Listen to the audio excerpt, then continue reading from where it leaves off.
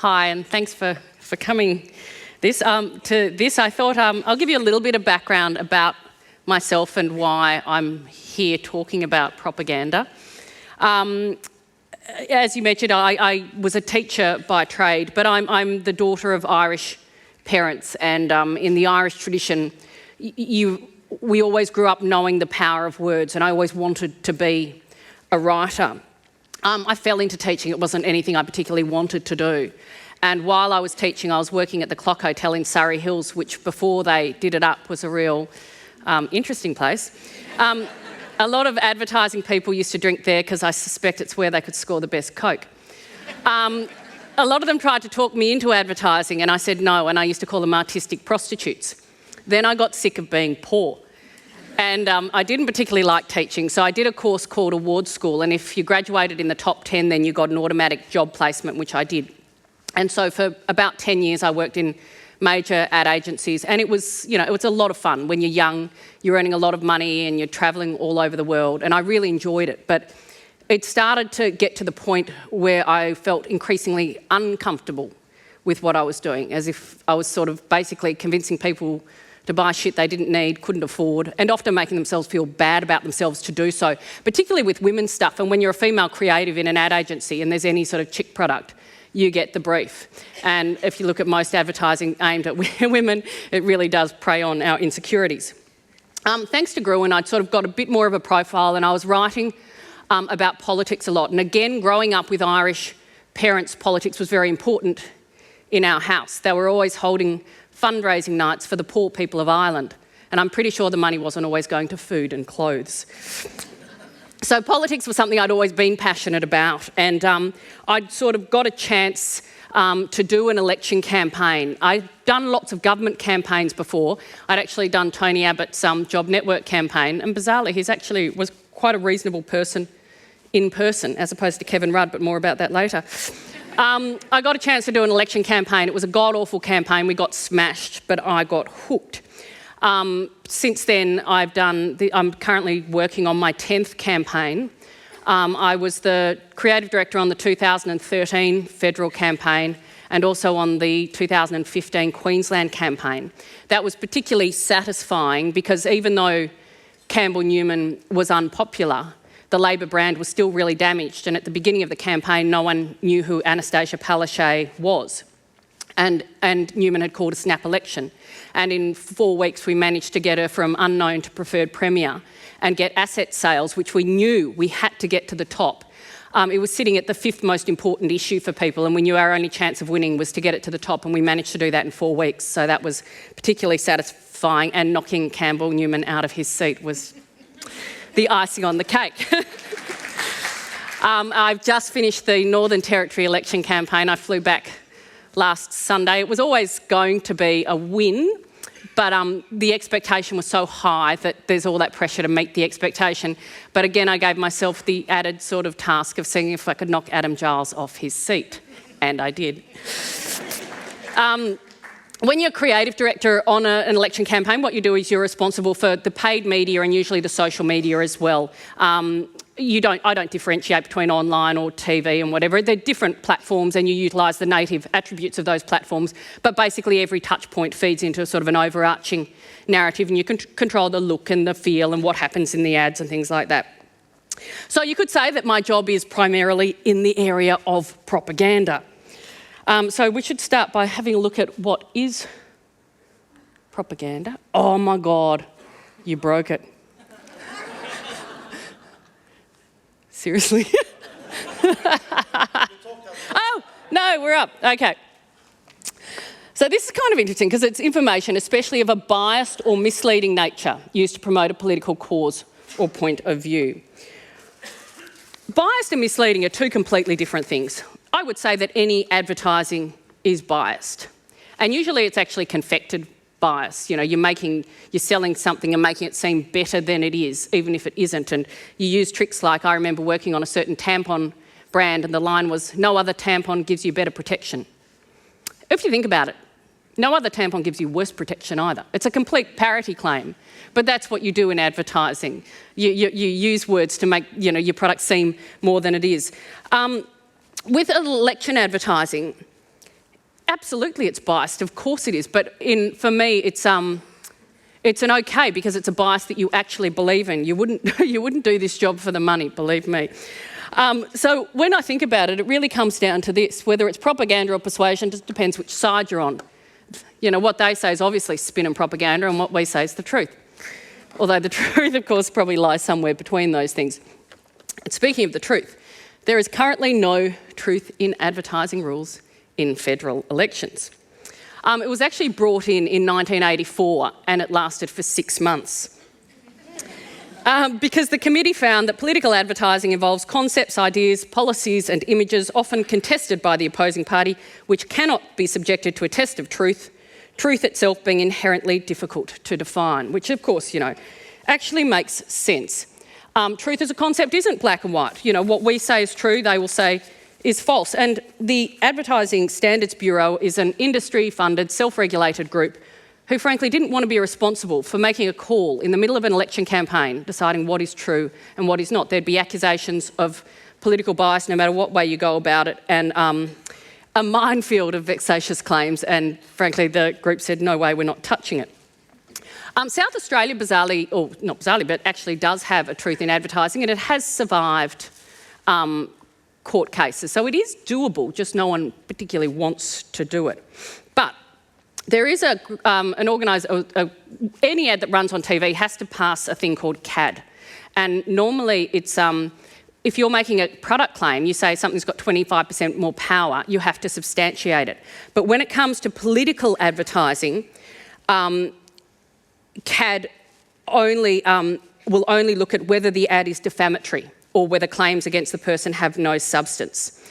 And that's the only sort of thing. And to be honest, most election ads go to character anyway. They kind of go there, but CAD's, I've never had anything refused from CAD. Sometimes you need to make some small tweaks, but generally everything's okay. There was one case that went to court, but with defamation, it doesn't happen in the election campaign. You go through a whole court process. It happened the year after. It was 2012. Ted Baillieu sued the ALP campaign director for an ad that implied that as the principal of a real estate company, Baillieu had profited from Kennett's sales of hospitals and schools. And in the end, it was settled out of court with an apology, no damages or costs. So as you say, there isn't anyone out there sort of checking everything you do. But having said that, people don't believe this, but you don't actually set out to lie. You really don't.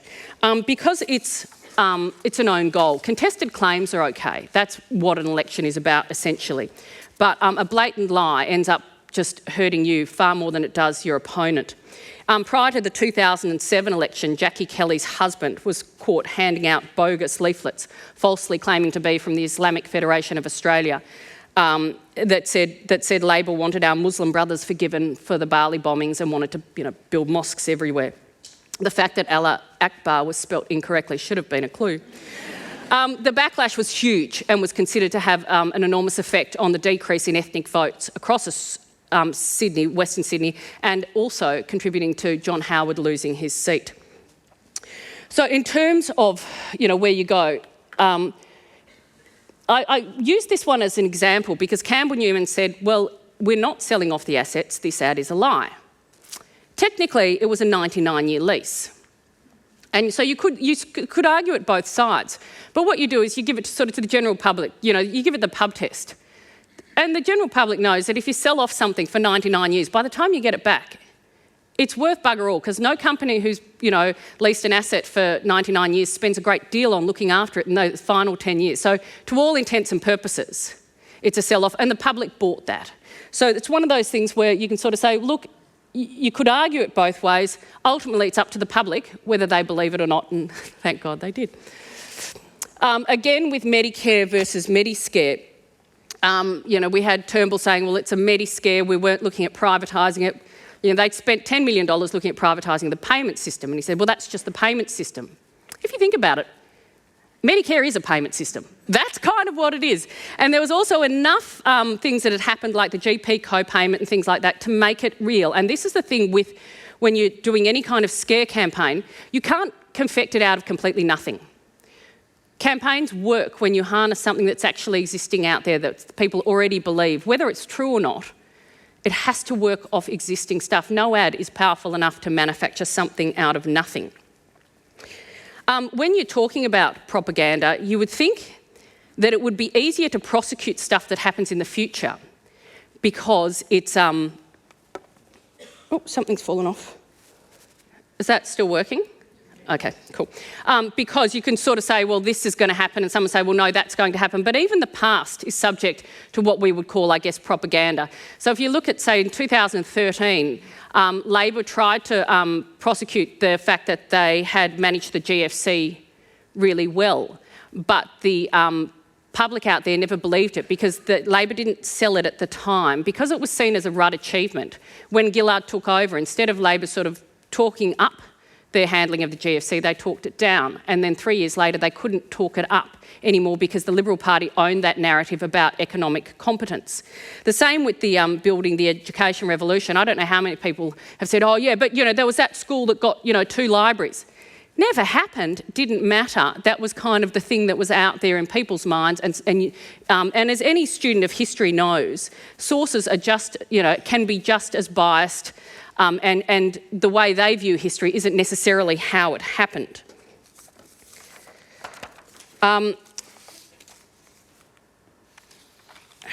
going to talk a little bit about how you do, sort of where you start with when you're doing an election campaign, and that is to treat a political party like a brand. And the politicians hate this. They go, we're not a brand, because they think a brand is all about the selling, but a brand isn't. A brand is actually a promise kept.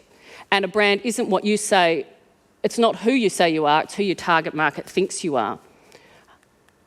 A good brand is a promise, a great brand is a promise kept.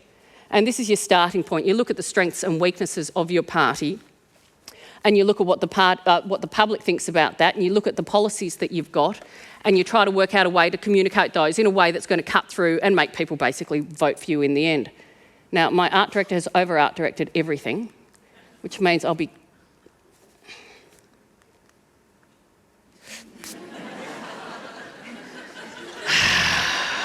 Bless his little heart.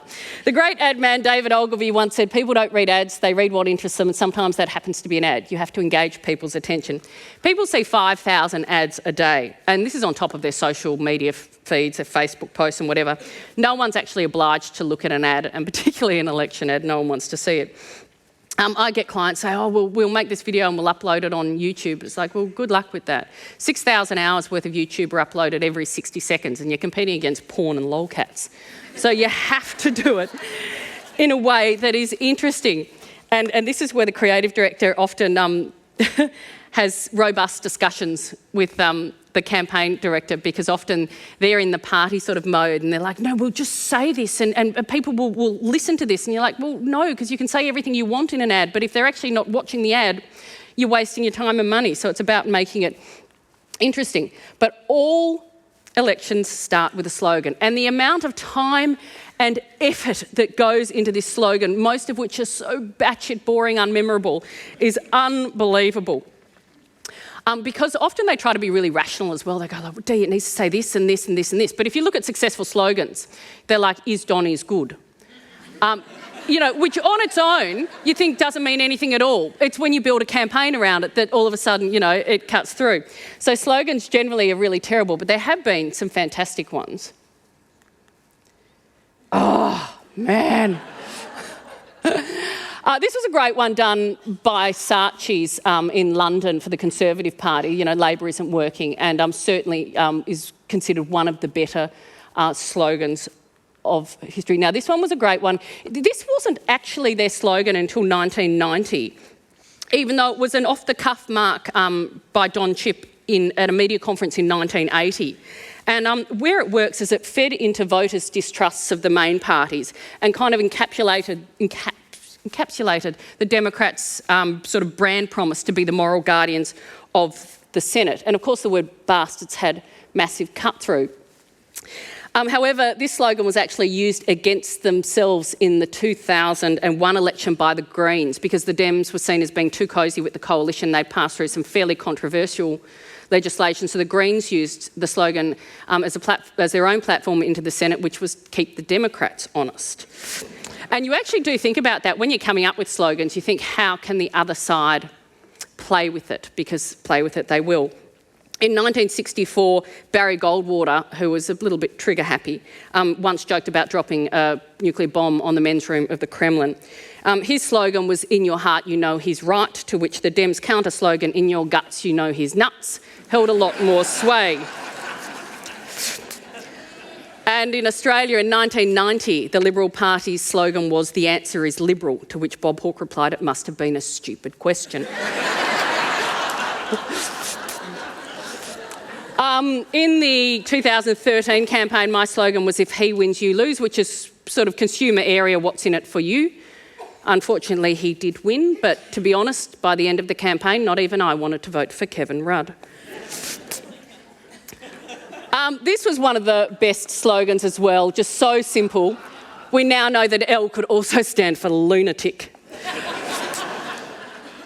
And this is one of my favourites. This was actually from the 1940s. It was a Republican candidate, Wendell Willkie, against Franklin Roosevelt, who was standing for the third time, and it just shows that, you know, they had a sense of humour even back then in terms of political stuff. Negative slogans are much easier than positive slogans, both because the broad aims of most parties are vaguely sort of the same. This is the most famous one. The slogan itself wasn't particularly new. In fact, it was pretty close to Menzies' 49 slogan, which was "It's time for a change." But what it did do was harness the mood for social change at that time, and you sort of, you know, you had the ad with the jingle in it and whatever. So it wasn't the slogan itself. Again, it was the slogan working in context of a whole campaign. This was a great slogan because it's almost designed to be sort of a motivational chant. It works on so many different levels. Yes, we can do this. Yes, we can do this. Yes, we can do this. But it also brings people in because it's about everyone taking personal responsibility for this. We can be the harbingers of change. We can make a difference. Vote for Al Smith and make your wet dreams come true isn't nearly as salacious as it sounds. He was anti-prohibition, but it's still a great slogan. When you can rhyme the leader's name with the number, it helps, or keep cool with Coolidge, I like Ike. Anything that sort of, you know, stands out and makes people remember it is a start. But again, you're fighting often within the party who push you down very rational ways, and you end up with shit like "choose real change," "a stronger Australia, better future," or "a new way," which I argued very strongly against because A, he was a recycled leader, and B, this whole thing about, oh yes, a new positive way of doing politics, I knew was going to make us look ridiculous in a week and a half when we switched to an 80% negative campaign. Once you have the slogan, you move on to the ads. And ads work. Again, we make purchasing decisions emotionally. Facts aren't persuasive. The fact that we're having a climate change debate is proof about this. And this is one of the cases where you have more robust discussions internally. We sort of say it needs, you know, a bit of emotion, it needs an idea. It's like, no, newspaper clippings with facts. You're like, oh God, really? If people feel, they do, and that's where the art comes in. Creativity is the art at the heart of persuasion. What I always try to do is put an idea into at least the negative ads. So in 2013, the idea I used was the spotlight mnemonic, that you sort of the spotlight turning off on people, because that sense of being left in the darkness was kind of what we were trying to get across, that Abbott's policies would leave people literally in the dark. In the recent Northern Territory election, I used crocodiles eating the unkept promises of the CLP because it was the Northern Territory, and why not? One of the great things with the Northern Territory as well was there was no focus groups. I could just make an ad, run the ad. It was so much fun. Political ads, they try, again, you have a lot of people sort of say the ad needs to say this, this, this and this, but what we know from, you know, years of marketing on TV is people take one thing out of an ad, and it's the tennis ball analogy. If you throw someone one ball, they'll catch it. If you throw them five, they'll catch none. So say with the asset sales, it's choosing the one thing. With Medicare, choosing the one thing and making that the focus of the ads. Words matter, obviously. The ancient Greeks used to employ sophists. Today we use copywriters. We know that certain words are loaded. In an election campaign, it's a budget crisis, a debt emergency. The cuts are savage. The boat arrivals are illegal. No, they're not, but that's what, that's exactly why they stick it on. And we're very, very careful. You craft the words you use. You spend a lot of time getting, exactly the right word that will get the most emotive response out of it. But as much as words matter, a picture really does paint 1,000 words. Up until the 1950s, or actually probably up until the 1960s, most advertising, particularly in the press, was these beautiful long copy ads. And they were beautifully written and they were just wonderful, but we worked out that the longer people spent thinking about something, the less likely they were to buy it, and that visuals circumvent critical thought and they become truth in your mind, even if they're not, which is particularly important when you're in this field. So where possible, we try to use visuals. It's also helps when there's language barriers, which there often is in certain areas of Australia. An idea can sort of connect very quickly regardless of whether English is your first language or not.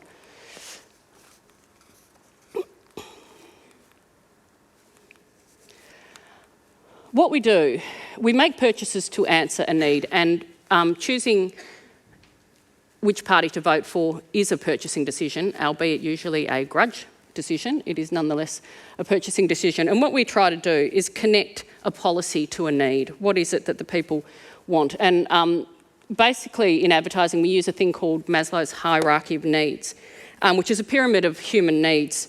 And effective propaganda connects to the lowest point on the pyramid. So we've got self-actualisation at the top, then esteem, love and belonging, safety, and then the survival stuff at the bottom. Now Medicare, or Mediscare or whatever, connected the Liberal policies on Medicare to the fact that your family is at risk, that the health of your family is at risk. It's sort of at the bottom of the pyramid, therefore it's going to work. I get people come up to me all the time and go, I hate negative advertising. Why do you do negative advertising? It wouldn't work on me. Well, it would, and it does, and that's why we do it. Swinging voters aren't usually swinging voters because they're deciding who to vote for. They're swinging voters because they could not give a shit. They are the most disengaged people that there are out there. And what we know is that we're hardwired to notice negativity. And if you go to a news site, you click on the bad stuff first. You just do. We're more persuaded by what we'll lose than what we'll gain. And our emotional reaction to loss is twice as intense as our joy at gain. Swinging voters vote against something, not for something. The other thing is that badness is sticky. The old management axiom, give 5 compliments for every 1 piece of criticism, because we actually store bad information for longer. It has more impact on us. And attacks can be really fruitful, particularly if you're the underdog. In Australia, we always root for sort of the David over Goliath. Up until about 96, negative campaigns were about 40%, negative ads were about 40% of the campaign. Now sits at about 75, or if you're really badly losing, you whack it up higher. In America, some states sit at about 99% sometimes.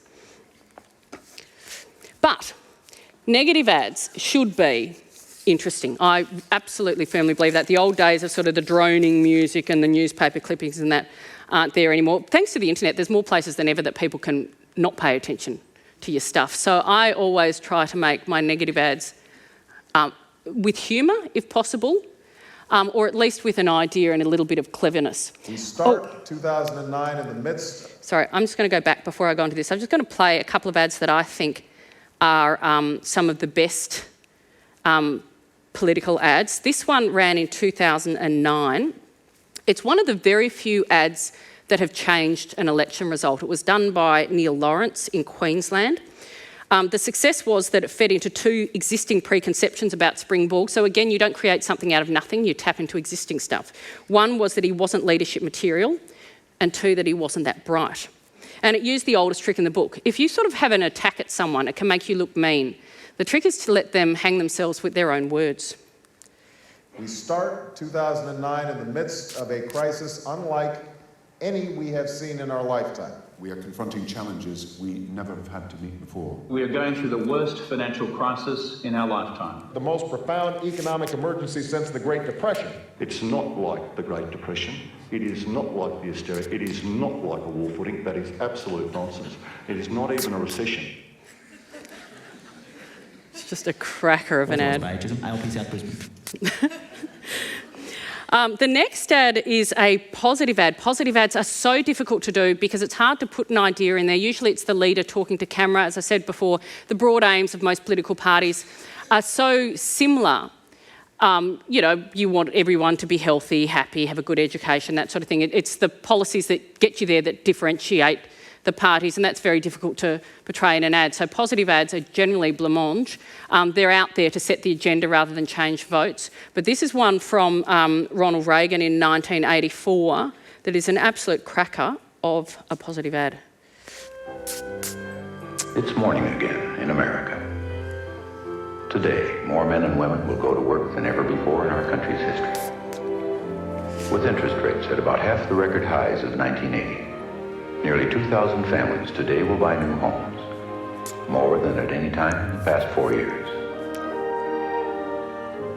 This afternoon, 6,500 young men and women will be married. And with inflation at less than half of what it was just 4 years ago, they can look forward with confidence to the future. It's morning again in America. And under the leadership of President Reagan, our country is prouder and stronger and better. Why would we ever want to return to where we were less than 4 short years ago?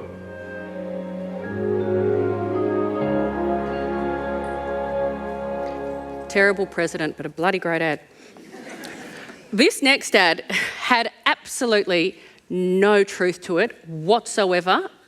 It's now, swift boating is now a term used in political advertising, and when you completely destroy someone with no substantial claims at all. It completely destroyed Kerry's campaign. 3 months after we were married, my husband was shot down over Hanoi.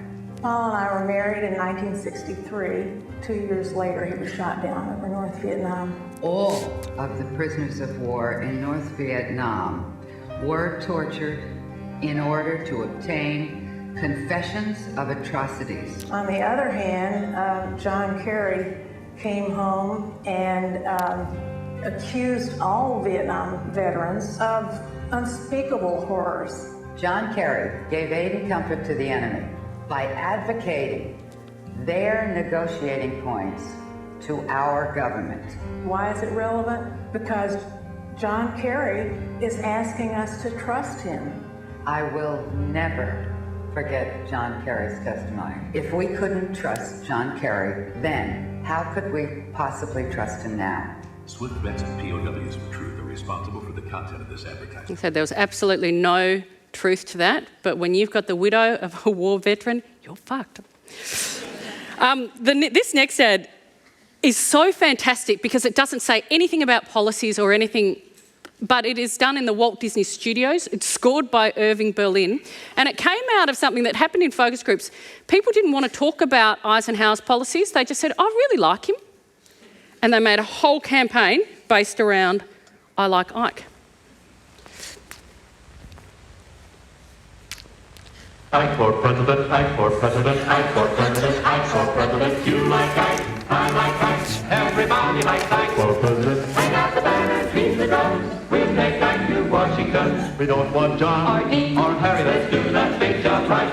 Let's get in step with the guy that's hep. Get in step with Ike. You like Ike, I like Ike. Everybody likes Ike for president. Hang out the banners, beat the drums. We'll take Ike to Washington. We got to get where we are going. Travel day and night for president. Let Adelaide go the other way. We'll all go with Ike. You like Ike, I like Ike. Everybody likes Ike for president. Hang out the banners, beat the drum. We'll take Ike to Washington. We'll take Ike to Washington.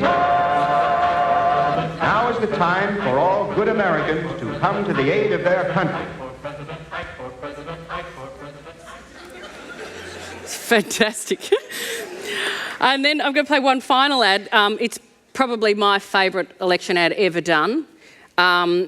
It's an ad that has also been credited with an election win, again against that nutty Barry Goldwater by Lyndon Johnson. It worked because the fear was real. You couldn't run something like this unless, again, that the feeling is out there in society. It was the height of the Cold War. Hiroshima was fresh in people's minds.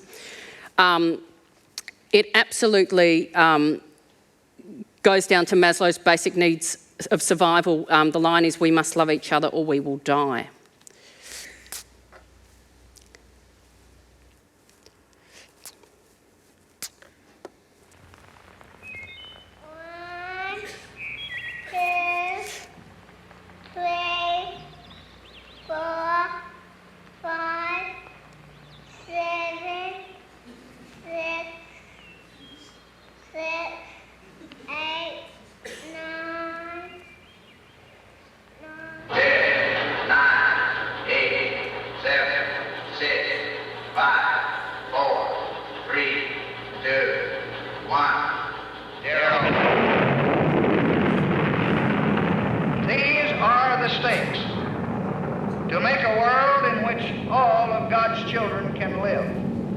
Are to go into the dark.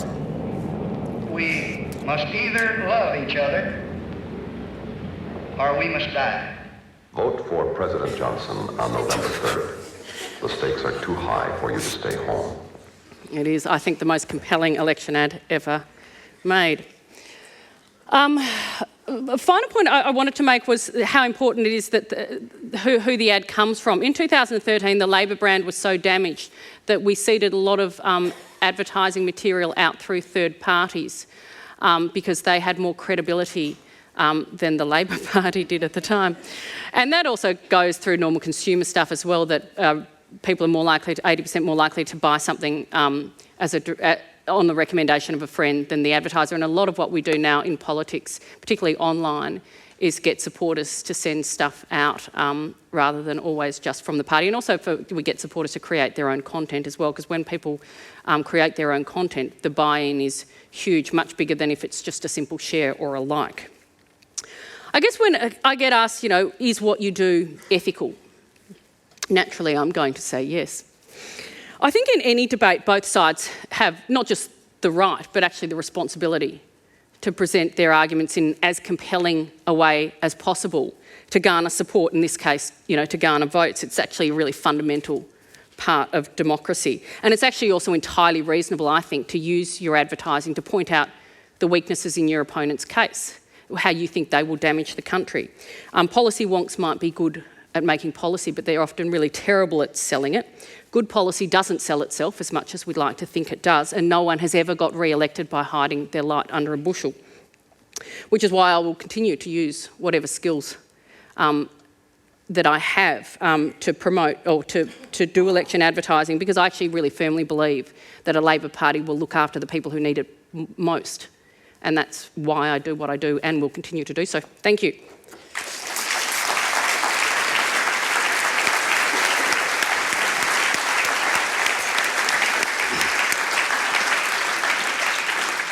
Thank you, Dee. Now, you all get a chance to ask some questions of Dee.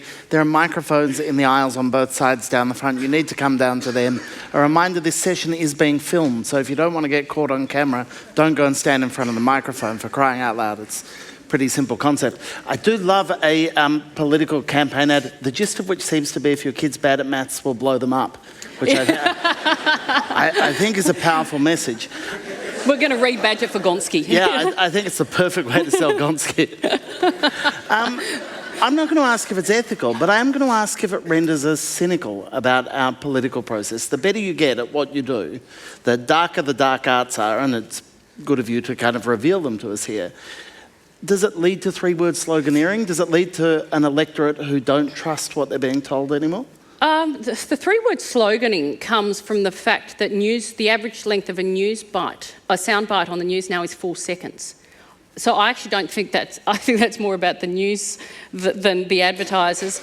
I don't think so. People aren't stupid, they really aren't. And I've sat in enough focus groups to be, that it can depress the hell out of you, but they're not stupid, they can't be tricked into stuff. As I said, there always has to be substance out there. All you're doing is sort of highlighting stuff that you think is legitimate I mean, seeing the Reagan It's Morning in America campaign, and of course Romney tried to reappropriate that a few years ago and got within one turn of the news cycle, it was revealed that the footage he was using was Toronto rather than America, and it all got undercut because there was a savvy in terms of how we received this stuff. You've got to be careful on that. I know, like, say, with the Liberal Party of fake tradie, I did say there's no way he's a fake tradie because they're not that stupid. And I know that as soon as you put an ad on, there are people out there who'll look for kind of something like that in there that they can use. So we're always super careful if it's a school shot to make sure it's an Australian school and whatever. You sort of, you go through everything quite carefully. At what point when you're doing something like this or writing the book or doing Gruen,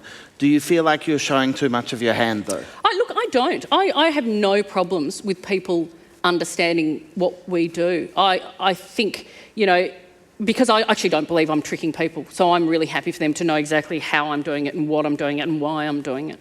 All right, well, we're going to take a question over here first, because no one's gone to that microphone. Cowardly side of the room, brave side of the room. You need to understand that. I don't want to be divisive, but keep that in mind. We'll start over here with this gentleman. Thank you, and thank you, Dee, for a fascinating talk. I wonder if I can ask briefly two things that may or may not be related. The first one, Australian elections, I've always been of the understanding that the Australian electorate throws out governments, they don't elect oppositions. So how does that, do you think that, and how does that impact your advertising? And the other thing is, totally differently in America, you don't so much have to get somebody to vote for you as to get them to vote. Yep. So. Yep, those. Generally, as I said, swinging voters are more likely to vote against something, so they are more likely to throw out a government. The only point on that, though, is sometimes if a government has been in for 3 years or something, the mood for change can actually mean people will embrace a new government and actually vote for a new government. I think it's time. I think Kevin 07, because they didn't know him, they thought he might be nice.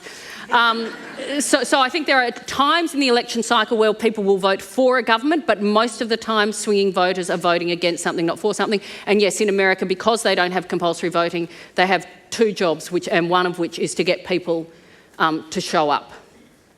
And I know people get cross at our compulsory voting, but thank God we have it, I think.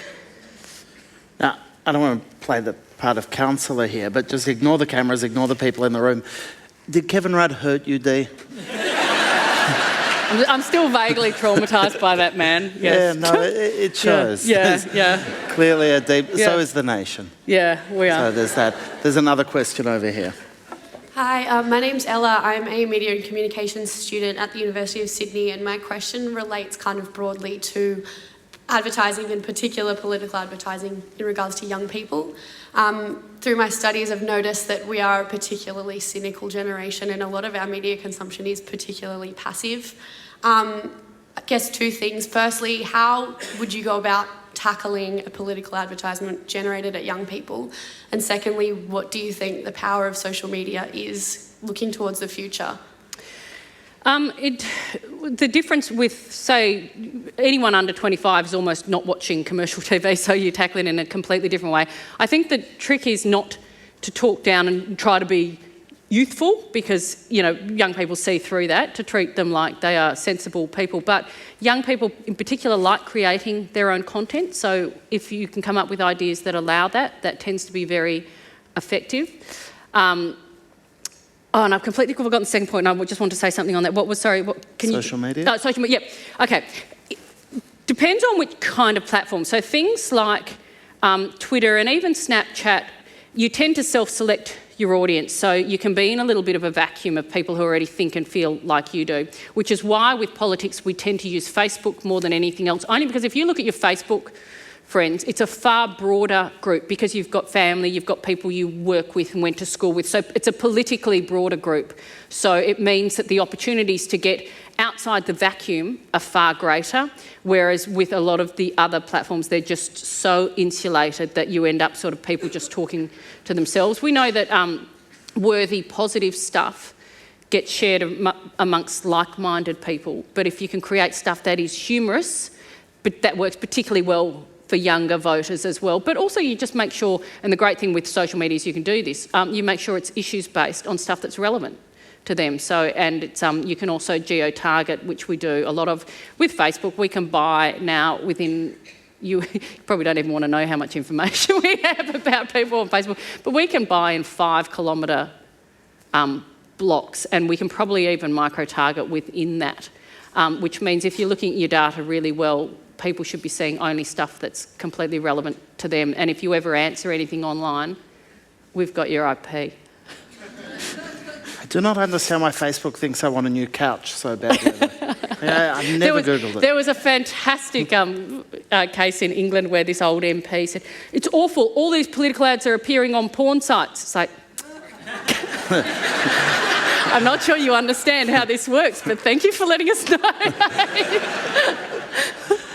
Does social media, how has it changed the game in terms of, part of that question was about passive media consumption versus active? Well, in a way, it's not as passive. TV was far more passive because you didn't get, there wasn't a response. It was purely sort of, someone sitting there and watching, whereas social media works if you get people to actually engage with the ad, whether they like it, whether they share it. So in some ways, it allows a lot more active. And also it allows us to micro-target. Before, you kind of had to choose your 3 main issues because all your budget went into TV, and it had to be something that had a really broad appeal. Now, increasingly the budget, I think it was 20% last federal election. I'd say this time it was probably 30%. I know in Northern Territory, or mind you, $50 on Facebook advertising can pretty much cover the Northern Territory.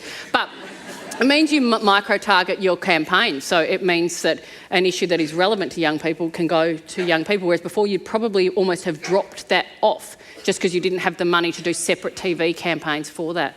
There was that case earlier this week of the video that went viral of the hawk dropping the snake on the picnicking family. And it was revealed that it was made by an agency called The Woolshed, and it was partly funded by Screen Australia.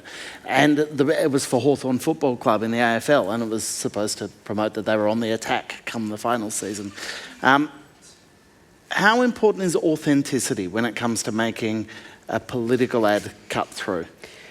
It is really, really important, and things like that tend to backfire because people don't like being tricked. There's these ads, we call them the whinging Wendy ads, and there was, the woman chopping vegetables, talking to the camera about her concerns with Australia, and the Labor Party tends to trot it out every election because it's supposed to be a real person. I'm increasingly cynical about how the public views that because they know it's, it tends to be an actor. But the reason we use actors in ads is because real people are really terrible at playing real people. So there's that. So unconvincing. I know. There's one over here, I think. A real person, I mean, not a... And I'm terrible at playing myself. Okay, so I get that in the current climate, if you have to use these methods, because if you didn't do it, the other side would, and they'd succeed. But I'm wondering, because I still believe that perhaps tricking people and using their biases against them perhaps isn't the best thing to do, and that perhaps there is a better way. And I think one way to do this might be to actually change the system in such a way, and I have no idea how to do this, but it's in such a way that if you do trick people, they're aware of it and they immediately get upset about it, and so that the playing field gets levelled, and then authentic, truthful statements. I still believe that such a thing as the truth does exist, as much as people might say that it really doesn't. There's many perspectives. I think we are moving towards it, and I have a question about, have you ever thought about a future in which that kind of advertising might actually be the best kind of advertising, and how to bring that about? You vote Greens, don't you? I was prepared for a snarky response. I don't think that what I do is trick people. I'm absolutely aware that I have a bias, but I believe that that ideology is worth fighting for, and democracy has always had really robust fights, and that actually is really important. I don't believe we'll ever... as I said, it's actually pointing out the faults of your opponent is just as important as showcasing your positive stuff. It's part of the political debate. It always will be, and I actually think it's a really healthy thing. I'm interested, I mean, you ended your talk by talking about why you work for the Labor Party. You're not an ad maker for hire. No. You're doing it for a cause you believe in, Yeah. and that seems an important distinction to me, even if there's some dispute over methodology or whatever. Having said that, you actually have to be really pragmatic about it. I remember once hiring someone for a campaign who was, rose-coloured glasses sort of thing. She's like, we just need to tell people out west that Tony Abbott's going to get rid of the carbon tax. It's like, but the people out west think getting rid of it's a good idea. So you actually have to be, even though I'm Labor Support, I'm incredibly pragmatic about what needs to be done, you know, and you have to take off the rose-coloured glasses and remember that as much as there are issues that might be important to me, to someone sitting out west who's struggling to pay their mortgage, you know, put food on the table, and that politics sits right down there, and for a whole lot of really good reasons, which is again why the entertainment factor is so important, because they're not obliged to watch what you do. You have to, you know, make an effort, I think, to engage their attention. So what happens though when the party or the cause disappoints you? Oh, you know, well, when you've signed up for a campaign? Oh, I quit the Labor Party in my mid-30s for, you know, that reason, and but then I realised you're not going to agree with everything any party does, but I figured I've got more chance of changing it from the inside than the outside. Cool. Another question over here. Hi. Perhaps a mixture between passive TV and social media, especially for my generation, is something like satire, especially in America with Jon Stewart and Stephen Colbert. However, in the recent election, obviously they haven't been there to kind of comment on the election. And I know that you said people aren't stupid, but people, you know, do support Donald Trump. And that's because of his campaign, Make America Better. How do you think that he's managed to convince such a large portion of America using this one simple statement? And why do you think it's worked so well? Well, I think it's starting to not work well, which is thank God. But it's the same with the Pauline Hanson voters. It's tapping into these people who feel that they've been hard done by and someone must be to blame. And it's the government, it's the Asians, it's the Muslims, it's anyone but yourself. And that's exactly what that taps into, that sort of, you know, disenfranchised voters. And the way to beat it, the only way to beat that, and I'm a big fan actually of making, people say, well, we should just not make fun of Pauline. It's like, no, don't make fun of her voters, but make fun of her heaps, because she deserves it, is actually to point out, and they're doing this in America as well, that those policies, actually, the policies they have don't do anything to help working class people. They don't have policies to help you with jobs. They don't have policies to help you with cost of living, and that's the best way to sort of counteract that. And the good thing with Donald Trump is that I think it will motivate voters to turn up because he is such a terrifying prospect. Can I ask, beyond Trump, maybe Bernie Sanders or Jeremy Corbyn are better examples of it. Why is there the rise of the self-professed anti-establishment candidate? Is that kind of, we hear again and again about distrust and dissatisfaction with the major parties, but is that another way of saying they're sick of the propaganda machine? They're sick of the spin? Again, I don't know that they're sick of the spin. They're just sick of probably the politics. And I think spin is part of that. I think, you know, I think we're living in a society where we're expecting more from things. We have these sort of perfectly curated feeds on Facebook. We have these idealised notions of what things should be. It used to be, if you look at our political cycle, that we'd give even bad governments a second term. But now we're much more volatile as voters, and that's, I think, affecting the way things are. I think also the fact is that maybe 20, 30 years ago there wasn't so many swinging voters, and it is, most swinging voters, as I said, are disengaged, but then there's the ones who are engaged but cynical. Whereas, say, 30, 40 years ago, you grew up in the family that you're in, you voted a certain way, and that kind of didn't change for your whole life. And that's changed significantly now. In the 2010 election, 20% of voters were making up their minds as they walked into the voting booth who to vote for. And so I think the rise of the swinging voter has just changed the cycle dramatically. As someone who votes below the line, that distresses me so much. Look, walks in and does it. I used to do that, vote, just because it was always that thing of, do you put Fred and I last or family first? It was kind of that thing.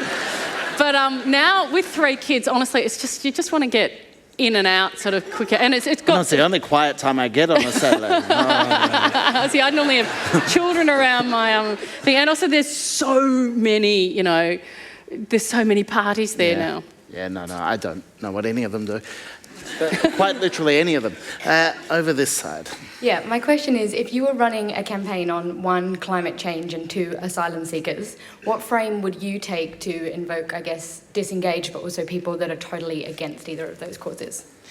You can't change people's minds a lot of the time, and this is, I think, a really important thing to note. And we'd like to think that we could, and particularly with climate change. Well, we'll give them the facts, and that's going to change their mind. It won't. And in fact, it actually will cement the position of the disbelievers more, because they're not hearing you. They're listening to you in defence, and they're actually they've got all the answers to those, with their tinfoil hats.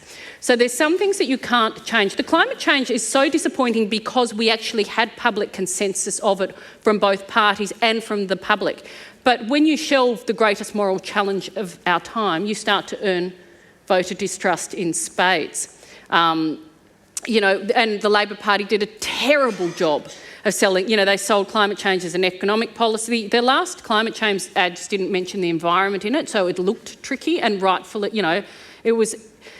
that's actually been a problem of, I think, the Labor Party's own making, climate change, because it actually should have been very, very easy. And now it is so loaded with politics that we almost need to just sort of step back from it, leave it for a little bit, and then go back at it again later, I think probably in 2 or 3 years' time, because at the moment you've got the right wing of the Liberal Party who are controlling the Liberal Party at the moment, and it's just not going to get up until the moderate side get back control of the party.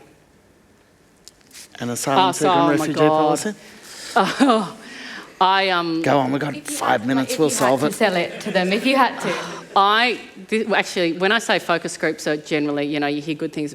Asylum seekers was just awful, sitting in Western Sydney focus groups during the 2013 election. And they just come here and they get, more money than we do when they're on the dole, and they get this and they get, it's just, the misinformation out there is so awful. And what it is, it's racism. It's absolute racism, but no one wants to say that they don't want people coming because they've got the wrong skin colour, so they come up with all these economic bullshit arguments.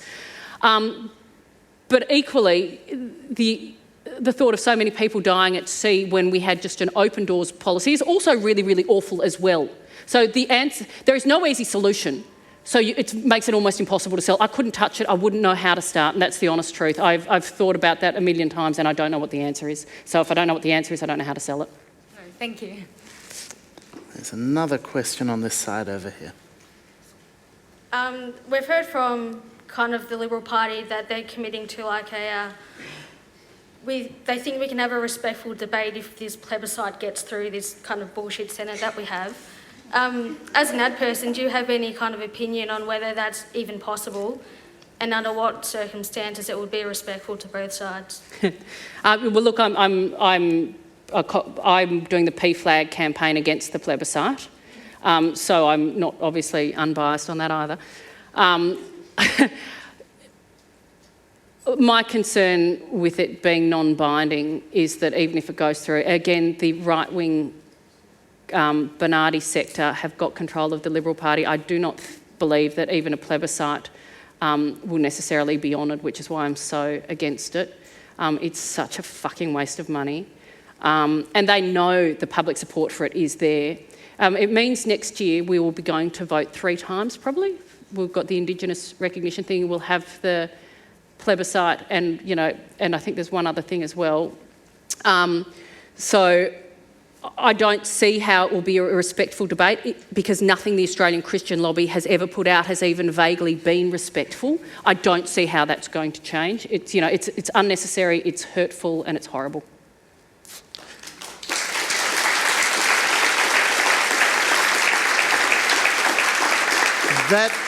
That said, I would watch a sitcom called This Bullshit Senate, which would be hilarious. And in fact, I'm going to have the chance over the next few years. With something like the plebiscite, does the propaganda machine encourage a kind of tit for tat in terms of voices and perspectives being heard? I should be allowed to put up my yes case for the plebiscite. I should be able to put up my no. Do we have this horrible relativism creeping in? Yes, and what it's saying is that both sides are valid. And I think there are cases where both sides aren't valid. It's like the vaccination debate. No, there's some debates you actually shouldn't have because one side actually doesn't have the right to say those kinds of things. Not all debates are okay because not all opinions are valid. I really don't believe that.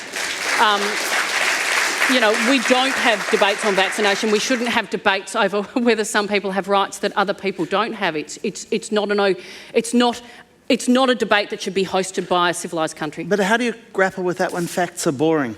When people have only so many seconds that they're going to listen to you. So you can't say, just listen to the bloody scientists on vaccination, on climate change, listen to the human rights experts. How do you cut through in a world where you have to be increasingly punchy? Well, I'd say our PFLAG campaign puts an idea in it where we've got Malcolm Turnbull at the altar, and it's, will you promise to, take the results of the plebiscite, foregoing any other more politically expedient. So basically putting humour and an idea into something, so wrapping the facts around something, but in a way that is engaging and humorous, which is, again, how you do propaganda best. When it comes to engaging and humorous and also thoughtful, I am very glad to have Dee Madigan working the propaganda machine. Please join me in thanking her today. Thank you.